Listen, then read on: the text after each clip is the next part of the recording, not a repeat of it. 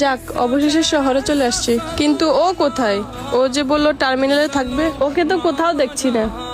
আচ্ছা, তাহলে ফোন দিয়ে দেখি কোথায় আছে। আপনি যে নাম্বারটিতে কল করেছেন তাতে এই মুহূর্তে সংযোগ দেওয়া সম্ভব হচ্ছে না। কি ব্যাপার, আমাকে আসতে বললে আবার ফোন অফ করে রাখলো নাকি? বুঝলাম না তো। আচ্ছা, আবার কল দিয়ে দেখি।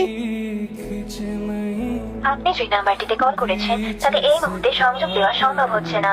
ব্যাপারটা কি? ও ফোন অফ করে রাখবে কেন? এই শহরে ওকে আমি কোথায় খুঁজবো? হায় আল্লাহ, ও আমাকে নিতে আসবে বলে নিতে আসলো না। ওকে আমায় মিথ্যা বললো তাহলে? ও তো এখন ফোনও বন্ধ করে রাখছে। আচ্ছা, আবার কল দিয়ে দেখি। আপনি যে নাম্বারটিতে কল করেছেন তাতে এই মুহূর্তে সংযোগ দেওয়া সম্ভব হচ্ছে না। ধ্যাৎ তেরি, ফোনটা অফ। আচ্ছা, সামনের দিকে যেয়ে দেখি পাই কিনা। এই শহরে হাজার হাজার মানুষের ভিড়ে এখন আমি ওকে কোথায় খুঁজে পাবো? আমি ওকে বিশ্বাস করে শহরে আসলাম, আর ও এখন ফোনটাও অফ করে রাখছে। ওর কথায় বাড়ি ছেড়ে এসে আমি কি অনেক বড় ভুল করে ফেললাম? আমাকে শহরে আসতে বলে এখন নিজেই ফোনটা ধরছে না। ধাত্তেরি কি, এখন আমি যে কি করব কিছুই বুঝতেছি না। আমার মনে হয় আমার বাড়ি থেকে এভাবে চলে আসা উচিত হয়নি। কি ব্যাপার, এই মেয়েটা কি কাউকে খুঁজতেছে নাকি? এইভাবে এখানে দাঁড়ায় এরকম করতেছে কেন বুঝলাম না তো। কোনো কি সমস্যায় পড়লো নাকি? শুনে দেখবো। এই যে আপু, একটা কথা বলবো।